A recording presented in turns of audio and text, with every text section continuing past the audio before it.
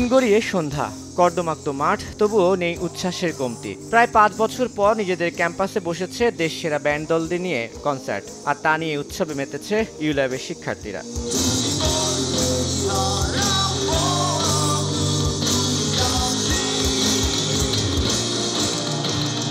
টানা বৃষ্টিতে ভেস্তে যাওয়ার শঙ্কা ছিল কনসার্টের, কিন্তু তারুণ্য মানে না কোনো বাধা। তাই তো নিজ ক্যাম্পাসে শিক্ষার্থীদের উপচে পড়া ঢল। নেচে গেয়ে জয় করেছেন প্রতিকূলতাকে, সঙ্গে ছিল বন্যার্তদের পাশে দাঁড়ানোর অঙ্গীকার।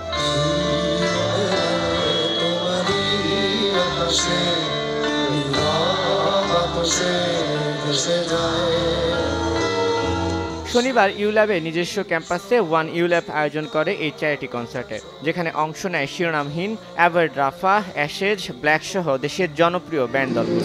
এই যে পিছনে যে ব্র্যান্ডটা আছে সেটাই আমার সবচেয়ে ফেভারিট, ব্ল্যাক। ওদের গান আমি সব সময় শুনি, মন ভালো থাকলে, মন খারাপ থাকলে, এভরি টাইম। কাল রাতে কেউ ঘুমাই নাই আমরা, গ্রুপ চ্যাটে সারা রাত কি হবে না হবে। তো 9টার দিকে আমরা আসছি, তারপরে শুরু হয়েছে। এটা খুবই ভালো লাগতেছে অ্যান্ড আই হোপ যে এভাবে যেন আরো অনেকগুলো অ্যারেঞ্জ করা হয়। সবার পারফরমেন্স ভালো লাগতেছে, আলাদা করে বলার কিছু নাই, সবাই অনেক ট্যালেন্টেড, সবারটাই অনেক ভালো লাগতেছে, খুব এনজয় করছি। এই অবেলায় তোমারই আকাশে নীরব আপোষে ভেসে যায় সেই ভীষণ শীতল ভেজা চোখ, কখনো দেখাইনি তোমার। জোস এনজয় করতেছি, যদিও সকালের দিকে অনেক বৃষ্টি হয়েছে, বাট আমাদের ইউল্যাবের জন্য 5 বছর পর একটা কনসার্ট হয়েছে, এটা আসলে বিগ থিং। কনসার্ট বলতে গেলে ভাই পুরাই আগুন, সব সময়ের মতো, কিন্তু ভাই পুরা কাদা কাদা হয়ে গেছি। এখান দিয়ে কাপড়রা নাচতেছে আর এখান দিয়ে আমরা সিঙ্গেলরা দাঁড়ায় আছি, ওদের কাদাগুলা চিরাপোটা আমাদের গায়ে পড়তেছে। আমরা শুধু ব্যান্ডের জন্য না, আমরা আমাদের ইউল্যাবের ব্যান্ডের জন্য খুবই ওয়েট করতেছিলাম এবং তারা খুবই সুন্দর গান গেয়েছে। সকাল থেকে আমরা এ পর্যন্ত এখন যা আসি, আমরা মজার মধ্যে আসি। যখন শুনেছি যে কনসার্ট চ্যারিটি বেসড হবে, আমার খুবই ভালো লেগেছে। যদিও আমি কনসার্টে বলেছি আমি কখনো আসিনি, ফার্স্ট কনসার্ট, সো আমি just I grabbed my ticket and আমি just চলে আসছি, that's it. East or West, ULAB is the best!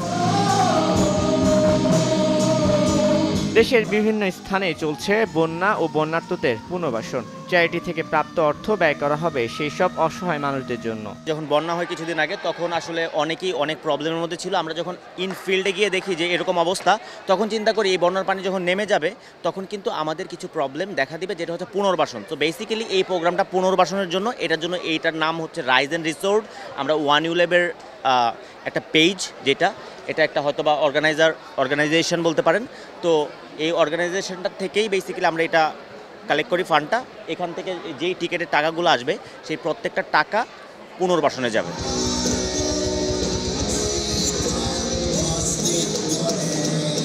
সকাল 10টায় শুরু হয়ে কনসার্ট চলে রাত 9টা পর্যন্ত। দীর্ঘদিন পর ক্যাম্পাসে এমন উন্মুক্ত আয়োজন নিয়ে সন্তুষ্ট ছিলেন শিক্ষার্থীরা।